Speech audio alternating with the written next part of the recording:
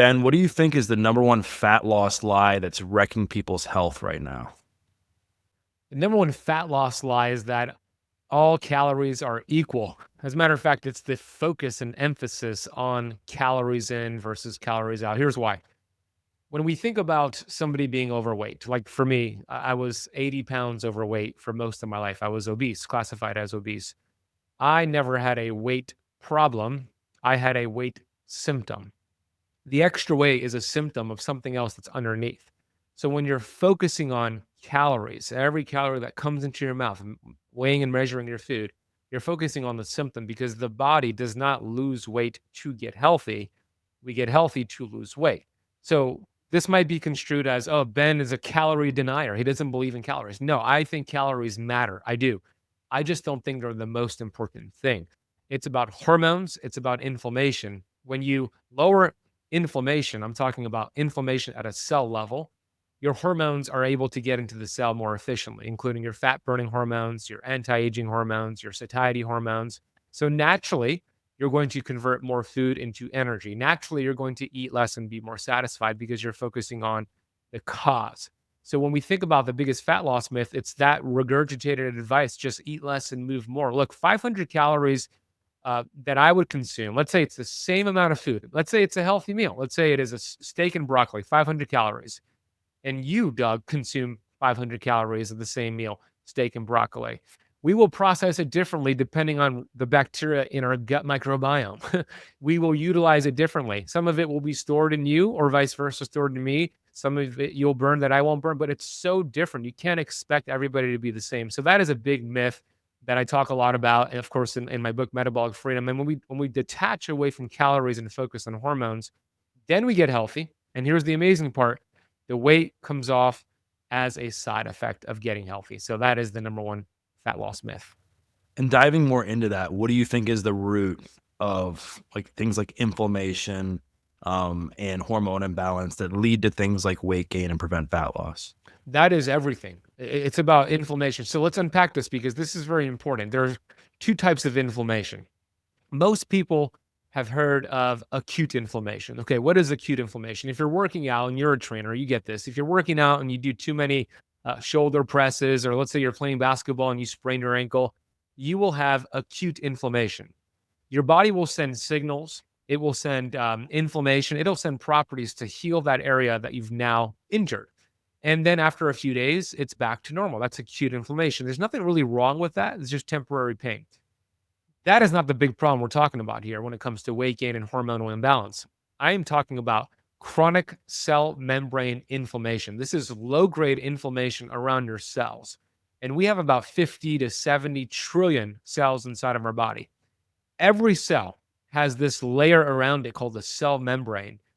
This is the bodyguard of your cells, the cell membrane. It allows good things in and bad things out. So, what are those good things?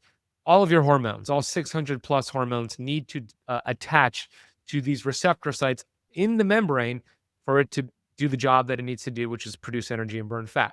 Oxygen needs to get in, nutrients from food and supplements need to get in, even your thoughts, by the way, it's another substrate. When there's inflammation, that's not getting in efficiently. Now you have a cell that builds up toxins. It creates more inflammation. And now these fat burning hormones are blocked. It's like right now we're recording this online, right? If I hit mute on my mic right here, Doug, and I'm screaming at you, I'm shouting at you, this is your body producing hormones, you will not get the message. You will be frustrated. I'll be frustrated. There'll be a side effect. That's what happens when you have cell inflammation. So we want to find out what has caused cell inflammation. Once you start removing that cell inflammation, now those hormones connect to those receptor sites. Now you burn fat. Now your hormones are optimized. See, it's not about the calories, it's about the inflammation. So the body's really incredible. When you remove the interference, it will heal itself. And the biggest thing these days is the cell inflammation. So that is where I want people to focus, not on calories, but on inflammation. And if you were to put together like a simple like protocol for people to like kill inflammation and like heal their body, what would it look like? Number one, we got to remove these rancid fats. The reason why I put this at number one is because these set of fats, there are 8 of them, actually 9. There's a ninth one that surprises people. I'll share that ninth one. These 9 fats stay in your body for years. Once you consume them, there's a process called lipid membrane reorganization. And all that means is this: when you eat these bad fats, which are in 80% of our food supply, they're at Whole Foods supermarket, they're at your healthy grocery store and healthy restaurant. When you consume it within hours, they embed into that cell membrane, creating inflammation. And you might think, not a big deal. My body could remove them, detoxify them within hours. Nope. What about days? Nope. Months? No. The half-life of these bad fats are 680 days, 2 years for your body to remove half of them from the cell membrane. So they are canola, corn, and cottonseed oil, sunflower, soybean, safflower oil, rice bran oil, and grapeseed oil. Now, I mentioned the ninth one. Here's a surprising one: fish oil. Most fish oil is rancid. It's inflammatory. It's already oxidized before you consume it. So instead of the fish oil, I recommend eating the fish, eating wild caught salmon, eating sardines, anchovies. Instead of those seed oils I just mentioned, consume saturated fats, which your cell membranes are actually made of. When you give your cells the building blocks it wants, saturated fats, it lowers inflammation. So this is going to be the fats that we've been villainizing for many, many years. It's the boogeyman to your cardiologist. It's going to be the butter, the coconut oil, the beef tallow, the duck fat. Heck, even lard from healthy sources is a great source of fat. And then we have monounsaturated fats, Doug, like olive oil and avocado oil, which are great for salad dressings and dips. So number one here, the number one thing to kill inflammation, melt stubborn fat, is to replace those bad fats with these healthier options. And then from there, like, what are some like things people can do from like an exercise perspective to help get rid of this inflammation at a cellular level without inflaming your body even more with what exercise does in the short term? Yeah, it's a good question. So I would start with getting your steps in. I believe walking is the king, the queen, and everything in between when it comes to sustainable fat loss. It's my secret weapon, honestly. I stay in the teens of body fat, so under 15% year round. And yeah, I eat clean, but I credit a big part of that to my daily steps that I get every single day. And the cool thing about getting steps is that you're not bringing your heart rate high enough to be too stressful on your body and to burn glycogen, which is that stored sugar in your liver and muscle cells. You're in a more of a zone two where you're elevating your heart rate slightly, but you could talk comfortably and you're getting about 10,000 steps a day in that zone two range and you're burning fat throughout that range. And the cool thing about doing that is that versus strength training, which I'm still a fan of, versus burst training, when you tend to strength train and burst train, you're hungrier the rest of the day because you worked up an appetite. But with these steps, that doesn't happen. So I would say 10,000 steps. But here's the key: you don't get the 10,000 steps in one or two walks. You get them throughout the day. These are called exercise snacks. So you wake up in the morning, walk your dog. You have your breakfast or lunch, go for a walk after. A walk after your meals are terrific for fat loss.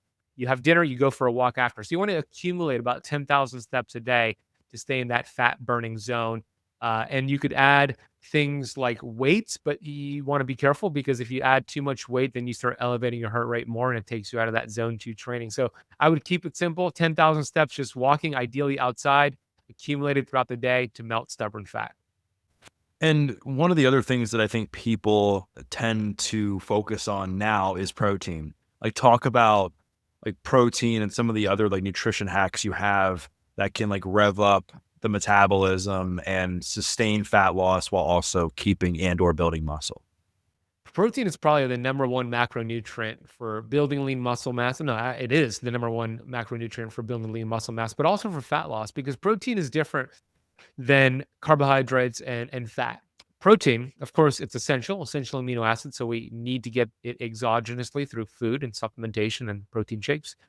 But when you eat protein, there's a thermic effect, meaning it slows digestion and it actually temporarily increases your basal metabolic rate. So temporarily increases your metabolism's ability to burn extra fat. There's also another benefit to eating enough protein. When you have protein, especially if it's animal based, and we were just talking offline about plant based versus animal based. Well, animal based is ideal because it's a complete protein. It's easy to digest. There's no anti nutrients, and for sure, you could combine different plant-based proteins and make it complete, but it's not as absorbable as animal-based. And a lot of these plant-based proteins like lentils and beans and different ones out there, they contain anti-nutrients that lock in a lot of these minerals. But with animal protein, you don't have that issue. So I prefer animal protein. And when you eat animal protein, it activates these satiety mechanisms in your body. So there's hormones and chemicals. Leptin is a hormone that tells your brain you're full, stop eating, no need to go eat the ice cream, the Oreos. There's also cholecystokinin. There's also peptide YY. These are signals that are sent to your gut and your brain when you eat protein to tell you you're getting full. Put down the fork. You don't get those signals when you consume carbohydrates. So that's why it's easy to over consume carbohydrates, but it's very difficult to overconsume protein. We've had dinner, Doug, here in Miami at an Argentinian steakhouse, and you see, I feast, you feast as well, and it's hard to overdo steak. I could eat maybe a 20-ounce steak at like my maximum, and if they offered me another free steak because I destroyed that steak and finished it, I would not be able to do it. But if they offered me some ice cream as a reward, for sure, I could have the ice cream because it doesn't activate those satiety hormones and chemicals. So protein helps you eat less. It helps you satisfy your hunger, less cravings, and it helps you build lean muscle mass. Why is that important?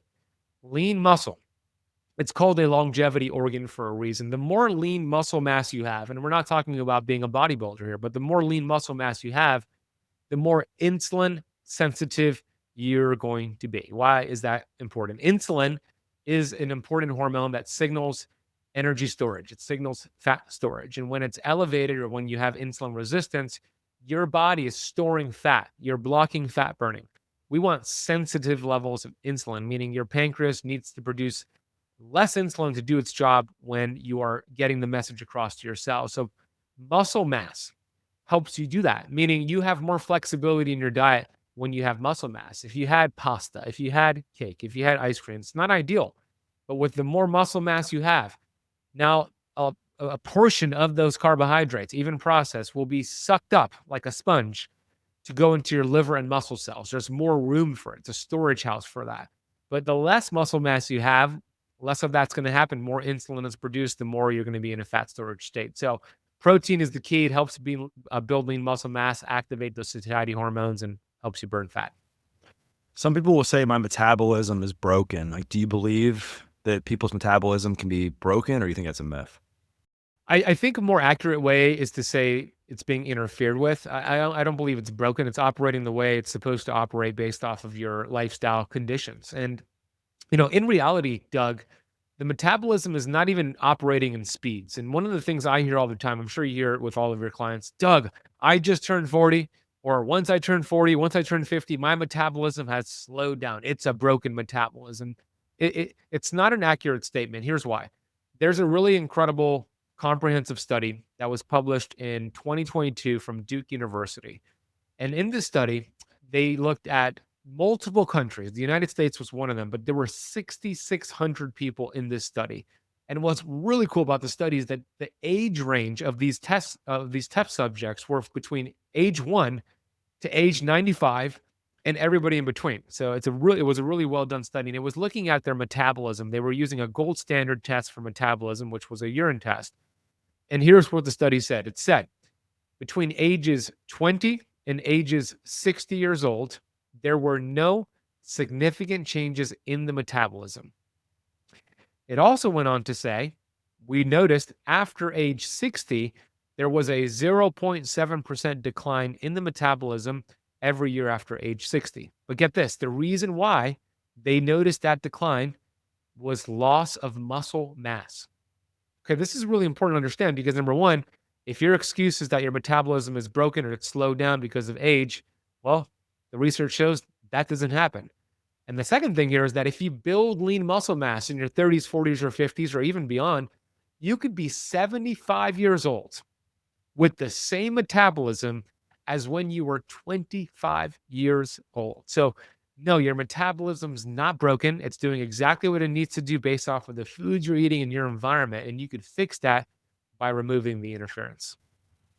And I want to get back to weight loss in a second, because I think a lot of people, they're trying to lose weight now or close out the year strong, whatever their goal is. But first, I know you do like a lot of research and content around fasting. Could you break down the different types of fasting and why like people tend to fail at intermittent fasting or do it the wrong way? Yeah, fasting is one of the most incredible tools for fat loss. And even beyond that, there's so many benefits to fasting. First of all, there's nothing new about fasting. It's just nuanced or maybe new to some people, but fasting has been around forever, for as long as humans have existed. Every religion practices some form of fasting.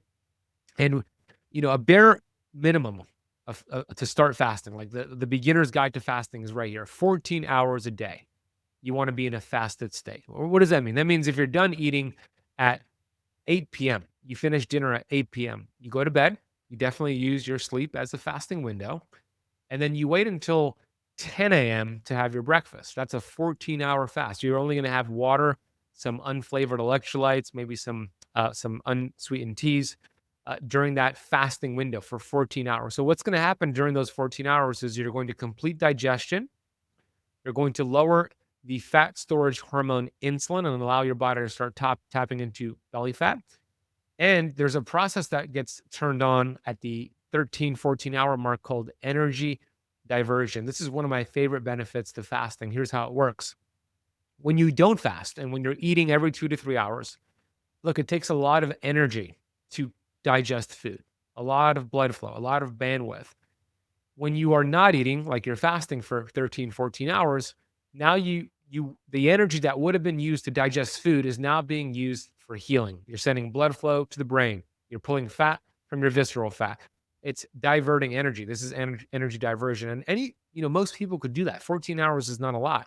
Now, once you practice that and get familiar with that and feel good, then you start advancing and increasing your fasting window. So you go from 14 hours to 16 hours. And once you go to 16 hours, yeah, you get more fat loss benefits because every hour after that 14-hour mark, you're still lowering insulin. You get more gut healing benefits. But now you start getting this process called autophagy. Now, autophagy is this cellular cleanup process that's always happening inside of your body.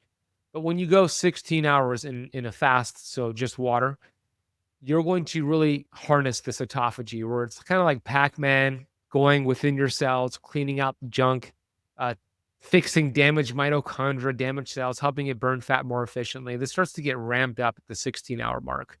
And then if you continue doing longer fasts, because there's also a 24-hour water fast has incredible benefits.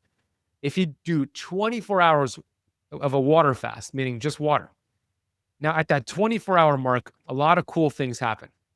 Number one, you have a surge of human growth hormone 24 hours without food. Human growth hormone is a fat burning hormone, an anti-aging hormone, a muscle building hormone. A lot of celebrities and professional athletes will pay thousands of dollars for their doctor to inject human growth hormone into them. There are side effects when you get it injected, but during a 24-hour fast, there's a study that showed a 2,000% increase in human growth hormone for men after 24 hours, and for women, 1,300% increase after 24 hours. There's also at the 24-hour mark, you've completed digestion completely, and now your gut microbiome is starting to repair itself. So if you struggle with acid reflux, gas, bloating, any digestive issue, a lot of this will be improved. A lot of these symptoms will be improved at that 24-hour mark. And then the last thing that happens at the 24-hour mark is that your brain starts to produce brain-derived neurotropic factor, which is BDNF. This is like miracle grow for the brain. It helps you become more creative, more focused, more alert. And all of this is for free. Fasting is free. But the mistake people make, because that was part of your question as well, is that they do too much fasting too soon. Fasting is like a chainsaw. A chainsaw could get you incredible results. If you have read the user manual and you use that chainsaw properly, you'll get awesome results. But if you didn't read the user manual, you just skipped that and just started wielding that chainsaw, you're going to hurt yourself. Same thing with fasting. You want to read the user manual. So the first step is to eliminate snacking and just have 3 meals a day. Do that for a few days. Let your body get familiar with not eating in between meals. Second step is the 14-hour fast for a few days I just outlined. Third step is the 16-hour fast. The next step is the 24-hour fast. And then you could go beyond that. There's other longer fasts that you can do. That's called block fasting, but that's a good starting point for most people. And so would you say that most people like that get into fasting and then are in a regular routine, like the holy grail like number is to be able to do like 16 hours fasted, 8 eating? That's a good daily average for most people. I actually like more of an 18-6 as the holy grail average daily intermittent fasting schedule, which would mean 18 hours fasting, 6-hour eating window. So this would look like on your calendar, you would eat your meals, 2 to 3 meals within a 6-hour window. So let's say it's 12 p.m., you break your fast, you have lunch, and then let's say 3 p.m., you have, 12 p.m. is your breakfast technically. 3 p.m. is going to be your lunch, and then 6 p.m. is going to be your dinner. So you have your meals within a 6-hour eating window, and then you fast from 6 p.m. to 12 p.m. the next day. So 18 hours fasting, 6-hour window is probably the holy grail for most people to get. The reason why I like it is because it's enough time for you to get enough nutrients and protein in a window, and then enough time to get a lot of benefits from fasting as well. But then you're saying, to when people who do like, was it alternate day fasting, or maybe they do a 24-hour fast once a week or whatever, like the 24-hour fast, like you get a lot more benefits by extending the fast for another 6 hours. You do, but you don't want to do that every day because you get into trouble when you're doing like a 24-hour fast every day. A lot of people do OMAD, which is one meal a day. And I love the idea of doing one meal a day, but not every day. Because we talked about protein earlier in this conversation. You want to make sure you get enough protein. You're not breaking down too much muscle. And if you're doing OMAD every single day, one meal a day, every single day, it's too stressful on the body. Your metabolism is going to adapt. You're not going to be able to build lean muscle. So a 24-hour fast once a week, great. And yeah, you'll get a lot more benefits of doing that just if it's 6 hours more in a fast. But on a daily schedule outside of that, an 18-6 works really well. And plus, there's like a social component that gets missed sometimes when you're doing one meal a day. I mean, we know how important it is to spend time with good people and relationships when it comes to our physical, mental, and emotional health. And I think when you're just eating once a day, like sometimes they can get in the way of like family dinners or like maybe having breakfast with your kids or whatever it is. But do you think that there is this myth that exists with breakfast? I mean, there's been this debate over the years. I've done it both ways where I've eaten breakfast, then I've fasted. It just all depends on how I'm feeling. Like, do you think the term breakfast, like eating first thing in the morning, is a scam? I think it is a scam in the sense that what people eat, they're setting up their day for just full fat storage inflammation all day long. So breakfast can be a scam because of what people are eating for breakfast, not because they're eating breakfast. I think eating breakfast is great and healthy, but it's what they're eating. We've been conditioned to believe that we should, have oatmeal or have a, whole grain cereal, whole wheat toast, a glass of orange juice, bagel and cream cheese. All those things I just mentioned, it will set you up on a roller coaster, a blood sugar roller coaster all day long. You're going to spike glucose and insulin. You're going to store fat. You're going to have energy crashes and you're going to inflame yourself. So, yeah, those breakfast options are a scam. But if you had protein, fat, and fiber for breakfast, great way to start your day. What's that? That's eggs, avocado, maybe some turkey bacon or regular bacon. That's protein, fat, and fiber, right? No toast, or even steak and eggs, or even a protein shake. I'll tell you what I do. I do think, and I've changed my mind on this, Doug. I used to say breakfast is the most important meal of the day, not to mess up. I do agree to that, but I also used to say it was the dumbest meal of the day. I don't say that anymore. I think breakfast is a great idea to have breakfast. I think it's actually better for you to have breakfast and skip dinner if you can do that. However, for my schedule, being an entrepreneur, I like to be mostly fasted in the morning. So I tend to have lunch and dinner and skip breakfast. But what I've been doing, because my goal personally is to build more lean muscle mass, I've been adding protein to my coffee in the morning. So I add about 35 grams of protein and creatine to my coffee in the morning. It breaks my fast, but it's also a quick thing for me to have where I could still build lean muscle and have a great workout and not necessarily have to make breakfast. So, that's an option for anybody watching or listening. If you want to have your cup of coffee, which is great for fat loss, if you do it the right way, and we could talk about that with some protein and some creatine, great option to have for breakfast. How do you make that? Because we just bought a really nice coffee machine here. Yeah, we love it. But, I used to love just putting protein in the coffee but now it just makes espresso. So I have to make kind of like an Americano, but I would love to hear like your how like I have protein downstairs. So like how would I make that effectively? Yeah, so I don't have a machine. I have a French press. I do French press. I'll freshly grind my coffee beans and then I'll put that into the French press with warm water and let it seep for like 8 minutes. And then I'll pour that into the cup with the 2 scoops of coffee, the creatine, and just mix it with the spoon. Now, for you, it's different. You have an espresso, right? So you might, or an Americano. So you might have to add additional, like boiling water to that, to the espresso or the Americano, and then add the protein and and the creatine and mix in there with the spoon. That's the way I would do it if I was you.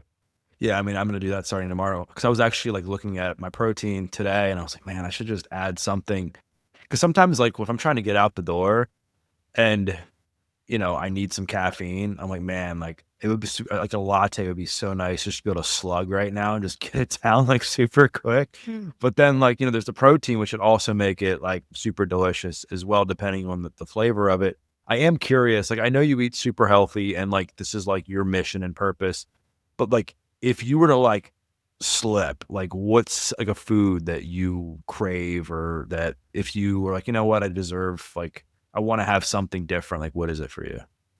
Mexican food. I love Mexican food. Tacos, burritos. Now, I don't make an exception with the seed oils, so I still gotta make sure it doesn't have that.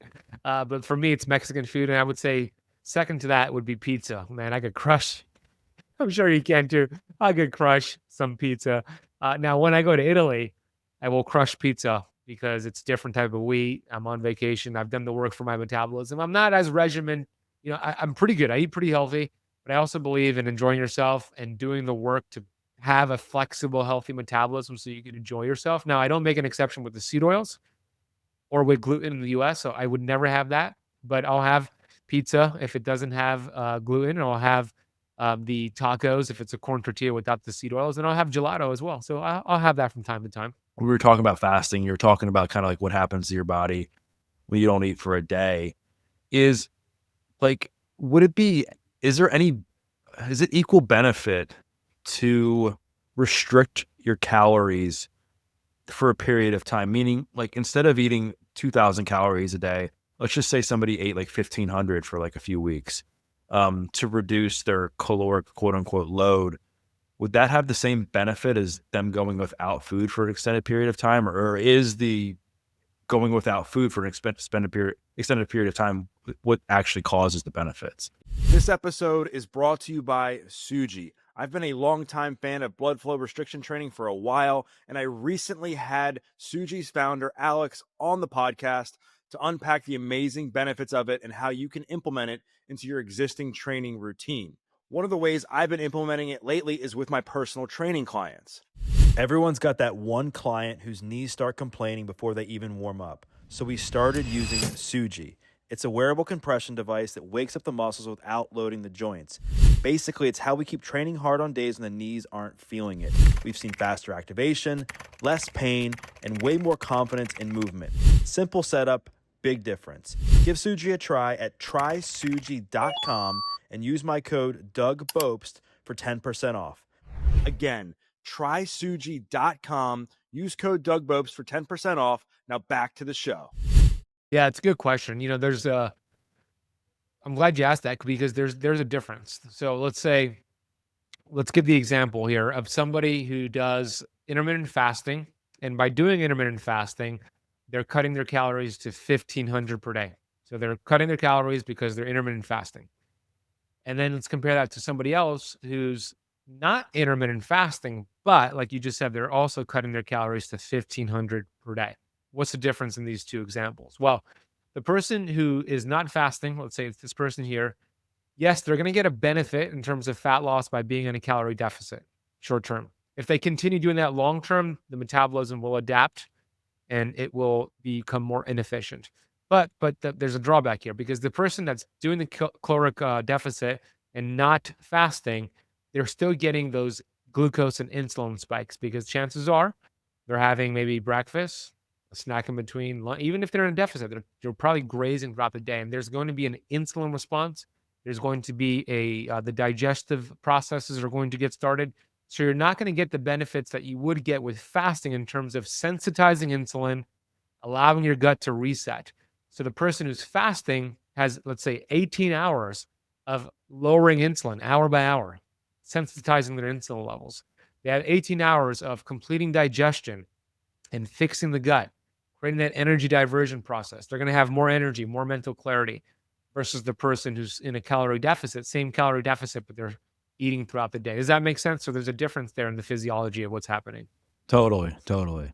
Yeah, because you hear some people say, "Why don't you just restrict your calories each day?" But from what I'm hearing, the benefit comes from like going without the food for a period of time.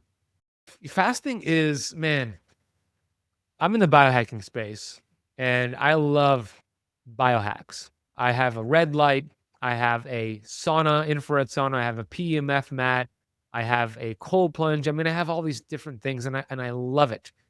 But I keep going back to the most powerful biohack in the world, which is fasting. like, like it's just the most incredible way to harness this inner physician within your body. No biohack could replace it. No supplement. Fasting is one of the greatest tools still to this day, and I keep coming back to it. Like if I had to choose one thing over all these biohacks, it's fasting. It's allowing my body to just reset through some period of fasting. It's just incredible. And when you start doing longer fast, like 100 hours, it is one of the ultimate resets you could achieve inside of your body. So I love fasting. Now, with that being said, Doug, you could do too much fasting, and that's not good. There needs to be a healthy balance. I sometimes see people do too much fasting, and I have to tell them to now feast. But when you do fasting the right way, again, the user manual, it's the greatest biohack that you could ever do. Right, and I think the problem becomes a lot of people who are maybe novice in the gym, they use it as a way to, like, jumpstart their journey when really, like, it's gonna demotivate them because they're gonna get in the gym, they're not gonna be able to work out and or they're gonna get in a rhythm of, like, skipping the gym because they're too tired to go into the gym in the first place, and I just think it's important for people to remember, like, this is kinda something, like, especially the extended fast that you do, like, once you've, like you said, built yourself up to it, you have enough time, in your health journey to understand, like, what this is all about. Like, I just think it's so important because you have people that, like, they miss, like, strength training sessions, like, consistently because they're just fasting, and really, like, I think the important thing to remember is strength training is, like, so important, and so is movement, and that you have to be able to prioritize that, like, above all else. Yeah, well said. A good format would be number one, if you're doing an extended fast, you're not doing it more than maybe 2 or 3 times a year max, that's it. You're not doing it all the time. So, during an extended fast, you're not strength training, you're not working out during those 3 to 5 days. You're intentionally allowing your body to heal and repair. But that's again, you're doing that 2 or 3 times a year max, maybe once a year. But the other thing to consider here is that when you are planning on training, for example, like today is gonna be a strength training, like for me, it was a strength training day. That might be a day where you do less fasting. Like you could customize your workout routine with your fasting routine, meaning on a day that's more of a recovery day, that could be a day where you complete an 18-hour fast or maybe a 24-hour fast. But on a day that you're going to go hit the gym and hit some weights, do some chest and back, whatever it is, maybe you cut that window from fasting from 18 to 14 hours and you have more of a feeding window. So you get enough nutrients, enough protein, enough calories to have a good workout and you're not sacrificing the workout. So to your point, yeah, you got to it's very customizable, and I think you could customize your fasting schedule with your training schedule and get the right schedule going for you. And speaking of getting on a schedule, like, if somebody wants to lose, like, 20, 30, 40 pounds, over the course of a year, over the course of the next 6 months, like, I would love to, like, get into, like, a plan for that, but first, as a trainer and as a coach, and this may contradict what I said earlier, but hear me out, like, I think it's important for people to get ahead and jumpstart to see results, because I found that one of the biggest things that motivates clients long term is, like, seeing immediate results, but you have to do it in an effective way that's gonna allow you to stay the course. It's not like not eating food for a week, it's now, like, there's certain things you can do to kind of manipulate things to help the body get revving again. So like if you had to put together like a plan for someone to jumpstart and lose visceral fat, a lot of it in like 14 days or a month, like what would that look like? First thing is to focus on insulin. Yeah, insulin, as I mentioned, is the only hormone in the body that signals fat storage.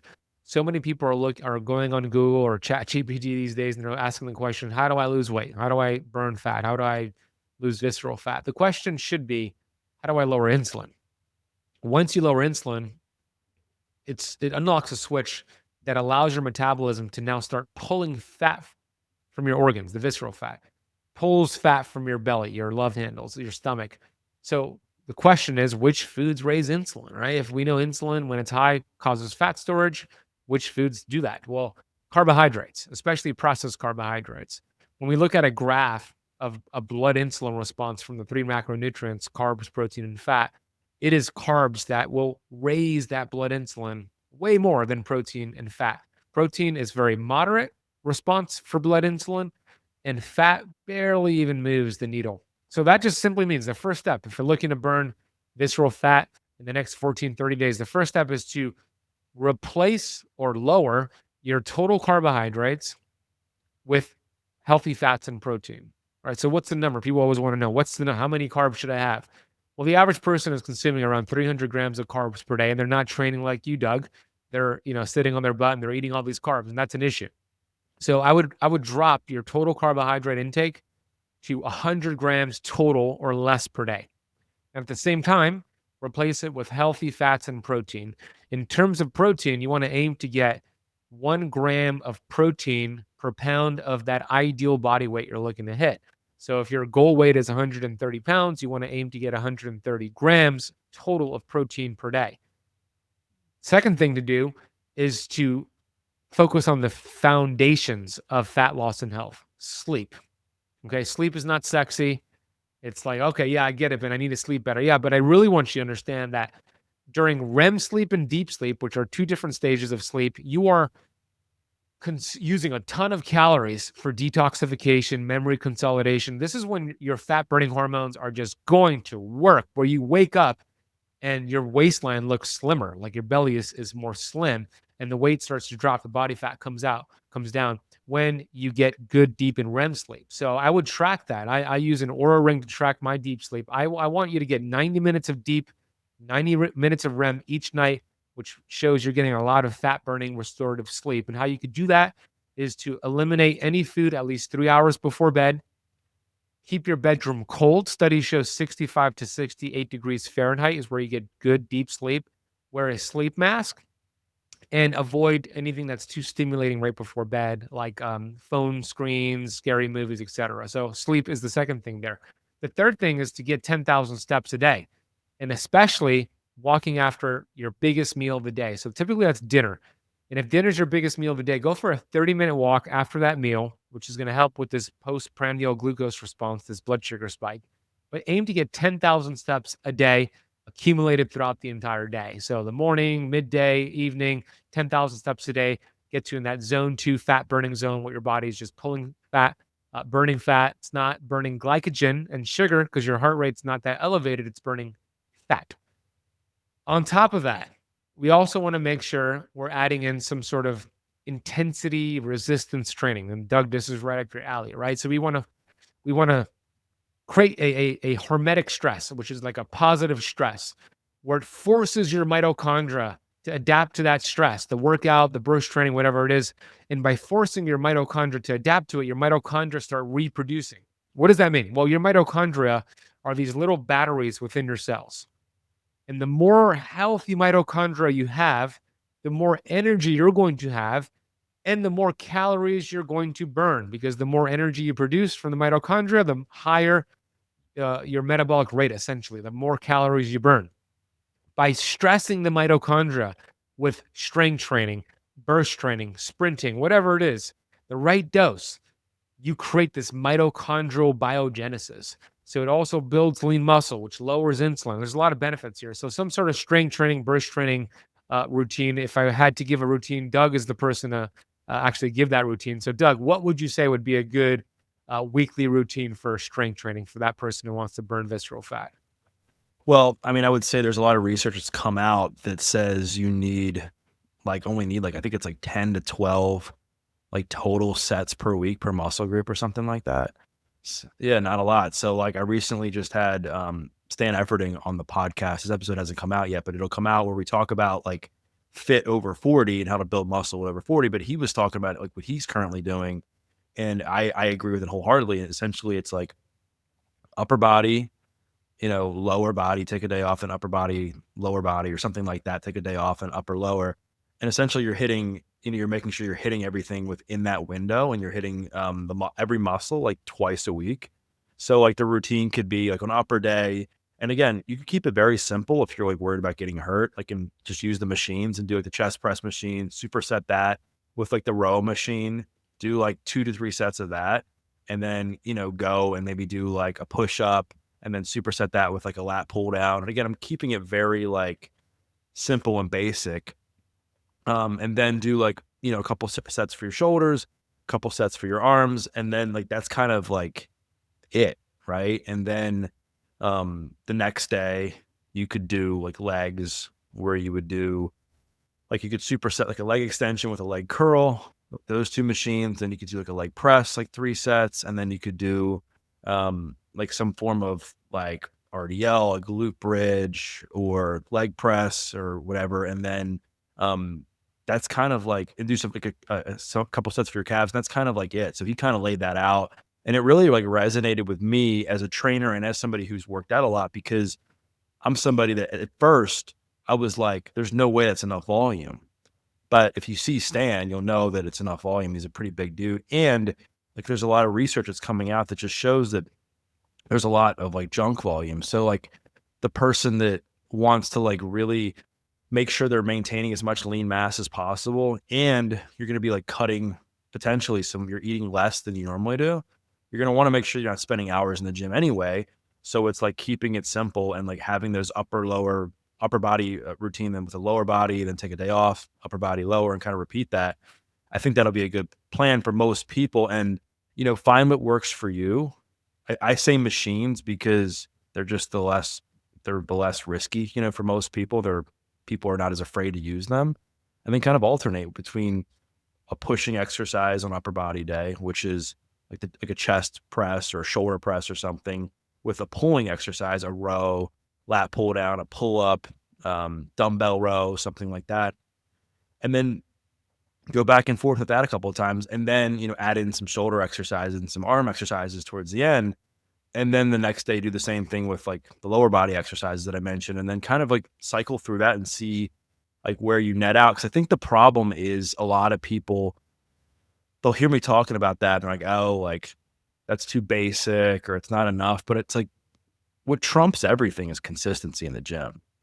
Like I could put together the best program for me, but might not be the best program for you. And I could put together the most effective routine, quote unquote, backed by science or backed by, the most impressive coach or whatever, but you might not be able to stick to it long term. So it's just about like consistently going in there, building muscle, kind of pushing yourself. Cause that's the other thing too, is that when you're doing these workouts, you don't want to be like half-assing it, like just going like 50% lighter than you normally like should. You want to be training till like almost near failure on some of these exercises, like couple reps in the tank left, but still like you're pushing yourself and it's kind of difficult to get those last couple reps up. So that's another important piece to mention, is like when you're actually doing these exercises and you're looking to lose body fat, which I think with this conversation, when people are going to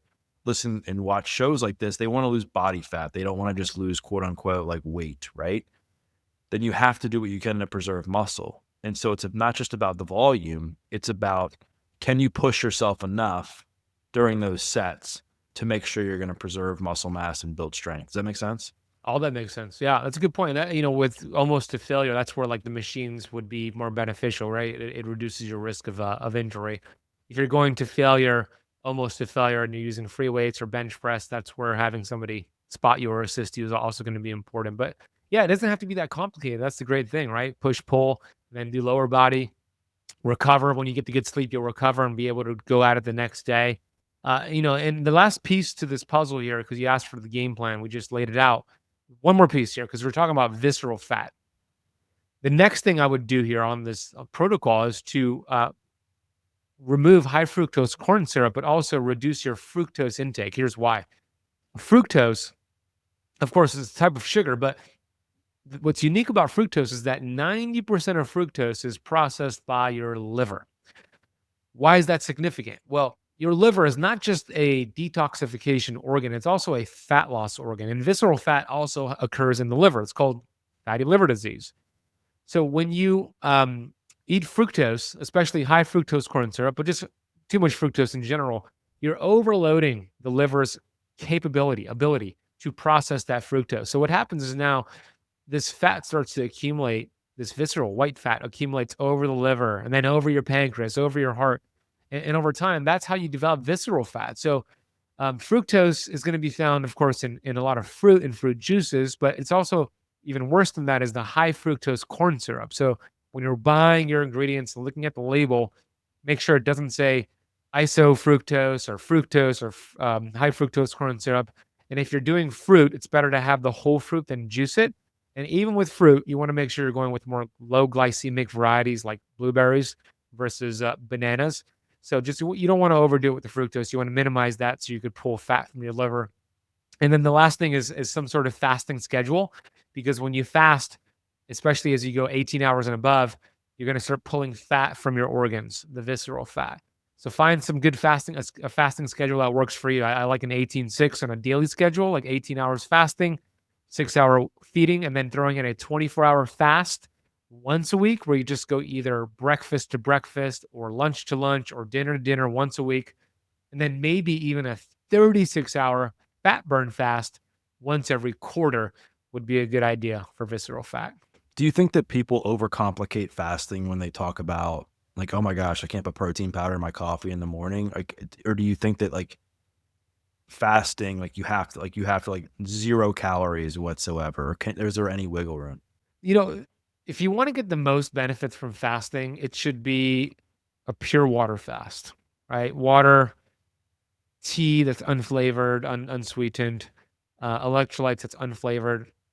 Once you raise glucose, you lose some of the fasting benefits. Now, with that being said, like to your point, if you just had a little bit of protein or like an avocado, are you losing all the benefits? Should you freak out? Everything is ruined? No, you're still getting benefits. You're just losing some of the benefits. Once you spike glucose, you start lowering autophagy. You start the digestive processes. So you're not going to get as many benefits if you just stuck with water, but it's considered a partial fast. So you're still getting benefits. Don't beat yourself up. I always tell people there's no such thing as a failed fast. If your goal was to do 18 hours today, but you stopped at 15 hours, celebrate it. That's awesome. Maybe, or maybe to your point, Doug, maybe your goal is to do a 24-hour fast and you go for it, but you end up having some protein around the 18-hour mark. Did you fail? No. If that kept you going until a 24-hour mark, great, celebrate it. It doesn't have to be that complicated to your point. So there are different ways to do fasting, but the goal is to have an eating window and a fasting window, and you're going to win. You've lost a bunch of weight. You've lost what, like 80, 90 pounds over the course of your life. Um, like what do you think made things different for you for sticking to things long term? Because I'm sure you tried to lose it before and didn't, right? So like what actually were some of the habits and the mindset shifts you had to make to like stick to it long term? Yeah, you said it. It was a mindset shift. It was changing the way I viewed myself at a subconscious level, my self image. You see, I was overweight, obese actually for 20 plus years. So I made that conscious decision to get healthy and lose weight. But my self image was not in my conscious mind, it was in my subconscious mind, meaning we cannot outperform our self image.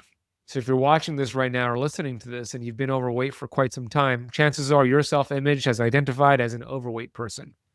So you can make a conscious decision to apply what I shared today and what Doug shares on his podcast and YouTube channel, and you'll make some progress. But if you didn't work on the self image, you will find a way to sabotage yourself, to course correct, to match your self image of that overweight person.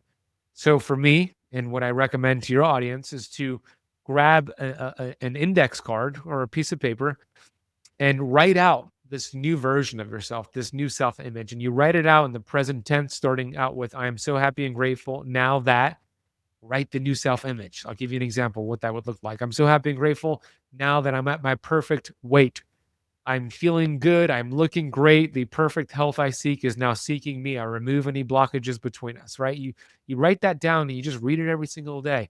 And once you do that for 30 days, you've now imprinted this new idea, this new image, and it has replaced the old identity of yourself. So you stop sabotaging yourself, right? It wasn't until I did this that I was able to make long-term results and get long-term results. But if I didn't do this, I kept sabotaging myself. So many people, they course correct, they binge eat.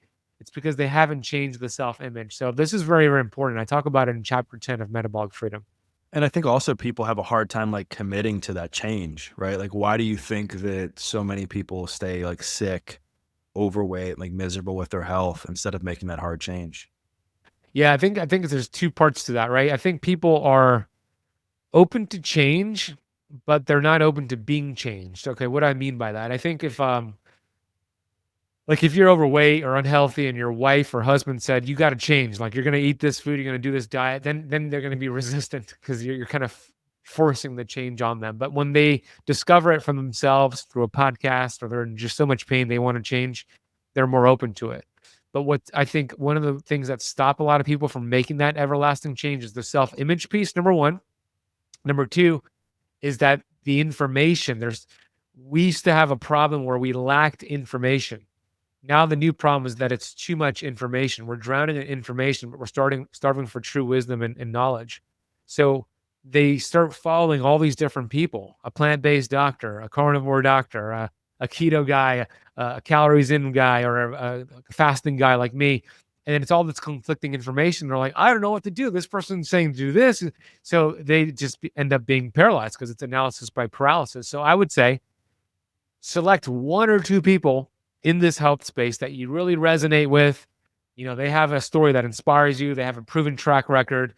What they're sharing makes sense, and go all in with them for a few months and commit to them. And if there's conflicting information, don't even listen to it.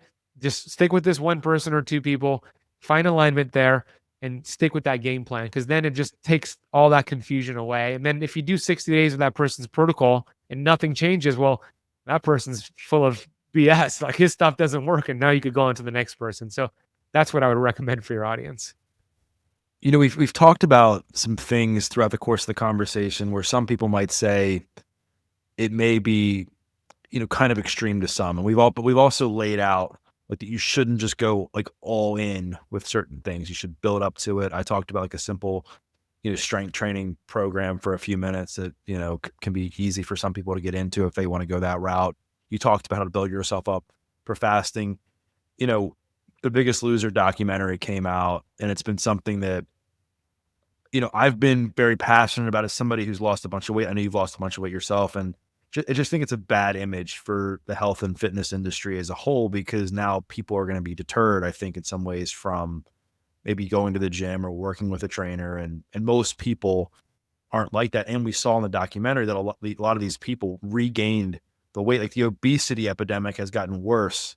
I bring this up because, like, you know, losing weight and fat is great, but keeping it off is what really counts. So I'd love to hear like your general thoughts around what I just shared. And then also like, how can people, like if somebody's looking to lose like 30 pounds and keep it off, like what are some things that they should do to make sure they do that? Yeah, I didn't see the Biggest Loser documentary, but I know, of course, the story. I cite this one of the studies in my book. You're right. The study that I reference is that 13 out of the 14 contestants gained all the weight back, and 7 of them gained even more weight. And they measured their leptin levels, and it was plummeted. Their satiety hormone, their ghrelin levels were through the roof. And yeah, it was a very extreme idea of what like a trainer does with a client. That is not the typical scenario. That's a very TV extreme version of it. So I hope it doesn't deter people from hiring a trainer. I think trainers are incredible. I was one myself for 10 years. Now, how do you're right. There's a difference between losing 30 pounds in a month and getting it back, and then losing 30 pounds in a month and keeping it off forever, right? So I think you and I can speak from a place of authority in this aspect because you've lost weight and kept it off. I lost my 80 pounds 17 years ago, kept it off. That is the goal. We're not looking for quick weight loss, right? So with that being said, for most people, there's always exceptions here, but for most people, will be my advice for losing 30 pounds and keeping it off. You start to get momentum, meaning a tweak a week. You don't go and make all these changes all at once. You make one change, maybe two, a habit that you change and master for a week. And once you master that habit, then you add a second change. Okay. So maybe that first thing that you master is you hire a personal trainer. You hire Doug and you work out with him 3 times a week. Boom. You do that. Don't change anything else yet. Just 3 times a week, work out with Doug. After you've done that for a week or two, you've mastered that. Then the second thing you do is, okay, you're going to only eat single ingredient foods. So you're not even worried about cutting your calories. You're not worried about fasting. You're not worried about keto or even lowering your carbs, but you are going to just eat single ingredient foods. So you're going to eat a potato instead of potato chips. You're going to have an avocado. You're going to have eggs, anything that's just one ingredient. You master that for a couple of weeks. Okay, then you move on to the next thing. So you kind of get the idea. I like the idea of building momentum and because the more momentum you get, the more confidence you have. And then you could add a different habit into the mix. Now, there's some people that say, I want to make all these changes all at once. I'm a go big or go home sort of person. And we could create a plan for that person. But for most people, like 90% of people, it's going to be that one tweak a week, get momentum, because then you start to make lasting change. And part of that routine would be writing the self-image down, reading it every single morning, right? So you get the idea. I would make these small tweaks that I believe lead to giant peaks over time. Yeah, I didn't know that I think you said 13 out of 14 regained though. That's crazy. That's really wild. 13 out of 14 regained all the weight, and 7 out of them gained even more weight after the show ended. So as we're bringing this conversation to a close, like what is like the biggest like takeaways you want people to get from our conversation today that you think will help them, get healthier, sustain fat loss, and feel better about themselves? Yeah, master in the majors, not the minors, right? The minors would be like all the biohacks. The minors would be like the supplements. And again, I think supplements are great. Biohacks are great, but those are to add to the foundations of health. So the foundations are health, movement, mindset, sleep, a fasting schedule and then a feeding schedule, eating whole real food, right? So master that. Like that's the theme of what we spoke about today. Like single ingredient foods, like master the foundations of health. Then you can start doing all these crazy biohacks and different manipulations with your fasting schedule, longer fast, etc. But also believe that you're going to do this. So many people have the mindset that I'm going to believe it when I see it. That is not how this works. This is a universal law. You believe it before you see it, right? You go into it believing that it's going to happen for you. And even if you're not seeing the visible changes happen as quickly as you want, understand there's an unseen world happening. It's an inside out job. And what I've learned from Neville Goddard, who's one of the greatest authors in the history of this world from the 1950s, he wrote a book called Feeling is the Secret. He said, you use your imagination to bring the future into reality, meaning your goal is something that you're thinking you need to get to. That, I want to get to that goal, whatever the weight loss goal is, whatever. No, you live there. You act as if you're already there. And as you act as if you're there, then all of the things align for you, right? So you're believing and acting as if it's done. I know it's different than what you've heard before, but this is a universal law. This is how I've been able to create great things in my life, not just health, not just wealth, hitting the New York Times list with the book. Like I have used my imagination to bring the future into reality. And I believed that I was going to do it. I didn't have to know how I was going to do everything, but I believed that I was going to do it. And I would say the same thing for your audience. Believe you're going to do it. Don't wait to see it before you believe it. It's a great way to end our combo. So Ben, thank you so much once again for coming back on the podcast, and congrats for everything you've achieved. And I really appreciate our friendship. I appreciate you, Doug. Keep shining bright, my friend. You got it.